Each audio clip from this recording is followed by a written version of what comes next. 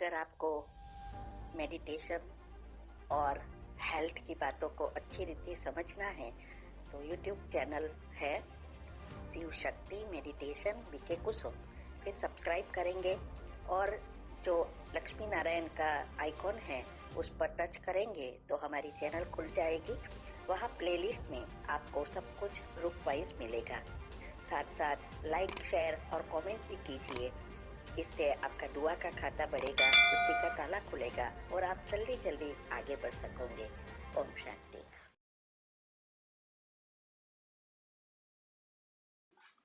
आपका प्रश्न है कि कल आपने चार्ट के बारे में बहुत अच्छी रीति समझाया।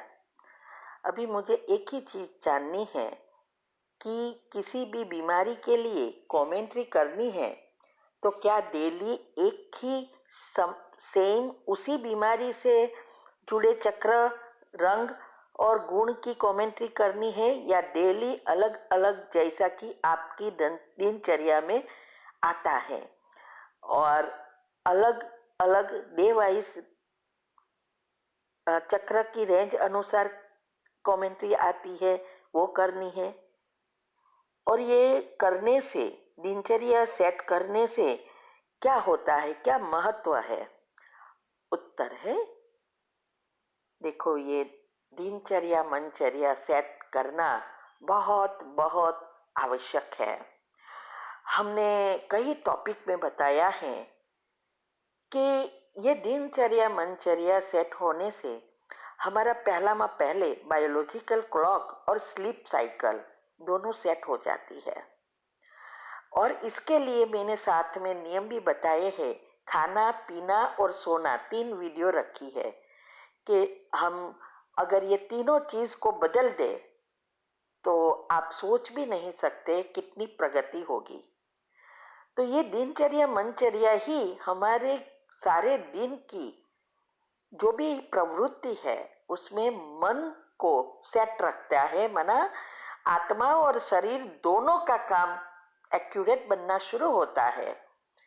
तो ये बायोलॉजिकल क्लॉक सेट होने से न्यूरॉन, हार्मोन, सेल्स, डीएनए सब कुछ सेट हो जाएगा और याद शक्ति और एकाग्रता भी बढ़ती जाएगी। इसीलिए हम कहते हैं कि पहले ये छोटी सी सेट करो, फिर अपने घर की कामकाज के अनुसार सेट करना है। ये सेट नहीं होती तब तक पुरुषार्थ में आगे बढ़ ही नहीं सकते, क्योंकि संकल्पों को अगर हमें व्यर्थ से बचाना है, नेगेटिव बंद करना है, तो ये बहुत जरूरी है। सारा आधार हमारे ये स्लीप साइकिल पर है, क्योंकि सारे रसायन उत्पन्न होते हैं हमारे विचारों से। इसीलिए ये जो भी हम कहते हैं कि योग की पहली अवस्था 4 स्टेजेस है, उसमें पहली स्टेज और दिनचर्या मनचर्या, ये दोनों चीज एक जैसे पिलर है, फाउंडेशन है। जितना ये पक्का होगा फाउंडेशन, इतना आपकी योग की अवस्था अचल अडोल बनेगी। इसीलिए ये करना बहुत जरूरी है। दूसरा, आपने कहा कि रोज बीमारी के लिए अलग अलग करनी है या एक ही करनी है। तो देखो, ये दिनचर्या चार्ट में भी मैंने बताया है, 8 ग्रुप का डिटेल बताई उसमें भी मैंने बताया है। तो और जो चार्ट का जितने भी टॉपिक है इसमें मैंने बताया है कि ये जो 7 दिन की जो कमेंट्री बीमारी के लिए है वो तो मैंने एग्जाम्पल के रूप में रखी है कि एक जो चक्र के साथ जो अंग और गुण जुड़े हैं और उस अंग से तो अनेक प्रकार की बीमारियां होती है। तो वो अंग में, जिस अंग में बीमारी है, जो बीमारी है, वही कमेंट्री रोज करनी है और उसमें जो बीमारी है उसका ऐड करना है। और 1-2 में तो मैंने एग्जाम्पल भी बताया है, क्योंकि ऐसा नहीं है ना कि 7 चक्र ही मुख्य, 7 चक्र के साथ तो कई बीमारियां है ना, बहुत सारे अंग है। क्योंकि 7 जो मुख्य पॉइंट्स है, इससे फिर 31 जो बनते हैं, 31 से 14 बनते हैं, फिर बस 200 बनते हैं। ये सब पॉइंट क्या है? सारे शरीर में हर एक अंग, छोटे से छोटे अंग तक ये जुड़ा हुआ है। तो हमारी बीमारी अनेक प्रकार की है। जैसे घुटन में पेन है, लेकिन उसका स्विच बोर्ड कहाँ है? तो कि ये स्पाइन में है, L3 है, और उससे कई सारे जुड़ते जुड़ते इसमें पहुंचेगी। तो हमें ये ऐड करना है और उस अंग को भी विजुअलाइज करके एनर्जी प्रवाह करना है। भले उस रंग ना दिखाई दे, कोई प्रॉब्लम नहीं, आप सफेद ही ले लो, पवित्रता के सब में चलेगा, तो भी काम करेगा। ठीक है? ओम शांति।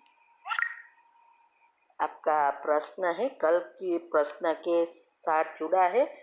आपने कल कहा था कि कजिन की टचिंग से आपको अंदर से कुछ फीलिंग आ रही है, अपवित्र फीलिंग आ रही है, और वो भी ऐसी हरकतें करता है। तो उसके लिए आपने पूछा था कि शिव बाबा ने मदद क्यों ना की, हमें क्यों नहीं प्रोटेक्ट किया। और आज भी यही सवाल आपका है कि ऐसा हम क्या करें कि ऐसा किसी के साथ भी ना हो, ना हमारे साथ, ना किसी और के साथ, जो ज्ञान में है और जो ज्ञान में नहीं है। अब ऐसा क्या करें? और हम बाबा को क्यों ना कहे? वह हमारा प्रोटेक्ट नहीं करेगा तो किसका करेगा? उत्तर है, आपका यही प्रश्न फिर से है, और ये ज्ञान को आप समझते ही नहीं। मेरा प्रश्न का जो मैंने उत्तर कल दिया, उसमें क्लियरली हमने बताया कि शिव बाबा का इसमें रोल क्या है। भगवान कर्म के गति में कभी भी इंटरफियर नहीं करते हैं। हाँ, वो मदद तब करते हैं जब आप उनकी याद से शक्ति खींचकर कवच बनाते हैं और सदा निरंतर योगी रहते हैं। अपनी अवस्था बनाई है, बुद्धि की लाइन क्लियर है उनके साथ, तब ऑटोमेटिक आपकी रक्षा हो जाती है। इसीलिए बाबा कहते हैं कि मेरा बाबा कहो और हाजिर। लेकिन मेरा बाबा ऐसे ही कहने से थोड़ा हो जाएगा। मेरा बाबा कहना अर्थात मेरा कुछ नहीं और सिर्फ बाबा का सब कुछ है, और बाबा की किरणें निरंतर मुझ पर पड़ रही है, ऐसा फीलिंग। तो ये अवस्था है, आप अच्छी रीति इसको समझो। ये एक अवस्था है, हमको खुद को बनानी है, तब हम प्रोटेक्टेड है। बात रही दुनिया की, तो पहले तो अपने आप की अवस्था बनाओ, फिर लोगों के लिए कर सकते हैं। और याद रहे, हर एक के अपने अपने कर्म हैं, और कर्म से बचने की विधि और नए पुण्य कर्म कराने की विधि शिव बाबा माना भगवान सिखाते हैं। वो आपको नया कर्म आपके लिए नहीं करेंगे और पिछला वो खत्म नहीं करेंगे, क्योंकि वो भगवान है। इसीलिए ये ज्ञान में है या नहीं है, हर एक को अपनी बुद्धि अनुसार नया कर्म बनते हैं। तो सारा खेल बुद्धि का है।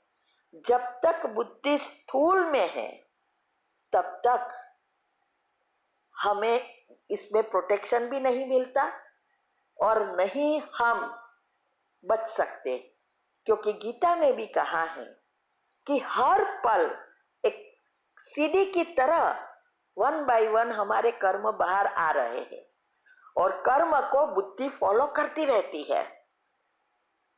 लेकिन जब हमारी बुद्धि शुद्ध पवित्र बनती है, तब हमारे बुद्धि को कर्म फॉलो करेगी, कर्म को बुद्धि नहीं फॉलो करेगी। बुद्धि को कर्म माना बुद्धि कहे कि अभी ये करना है तो वो वही करेगी, और बुद्धि शुद्ध पवित्र है, उसकी निशानी है हमारी इंद्रिया आत्मा के वश में है। और आत्मा के वश में होना अर्थात आत्मा की शक्ति कितनी है, ये सारी एक दूसरे से जुड़ा है। तो सारा मदार अवस्था पर है।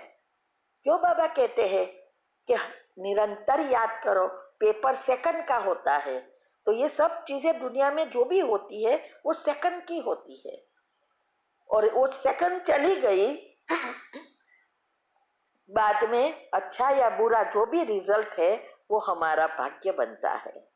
तो फुल स्टॉप लगाने का जो भी हमारी प्रैक्टिस है वही इस जीवन को भी परिवर्तन कर सकती है, सभी प्रॉब्लम से मुक्त कर सकती है और नए पुण्य कर्म बना सकती है। और इसके लिए कर्म की गति, ड्रामा, साइंस अनुसार जो नियम है उसका, ये सारी बातों को खुद को समझना पड़ेगा और प्रैक्टिकल करना पड़ेगा। वैसे ही आप कहेंगे क्यों बाबा प्रोटेक्ट नहीं करे, नहीं करेगा, इसमें कोई डाउट नहीं है।